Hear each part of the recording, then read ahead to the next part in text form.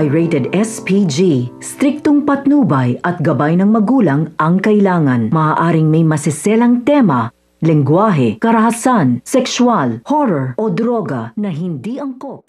Pinagbigyan nga nito ni Justine ang pakiusap nga nito ni Giselle na makipagkita nga sa kanya. Subalit hindi nga naging magandang kanilang pag-uusap dahil punong-puno pa rin nga ng galit at sama ng loob nga itong si Justine sa nangyari noon kung saan pinamigay nga siya nito. Kaya naman tanging iyak na nga lang nagawa nga nito ni Giselle dahil hindi pa rin nga magawa nga nito ng kanyang anak na patawarin nga siya. Sa kabilang banda naman nga ay nagdududa na nga itong si Josa at si Chang Susan kung bakit nga ba palagi ang natawag dito ngang si Zoe dito nga kay Doc Benitez. Kaya naman malaki nga kaya ang posibilidad na meron nga raw matinding kaugnayan ng dalawa na hindi sinasabi nga nito ni Doc Benitez kay Lynette. Napaisip na nga lang ito nga si Lynette at gusto nga niya matuklasan kung ano nga ba ang kaugnayan ng dalawa.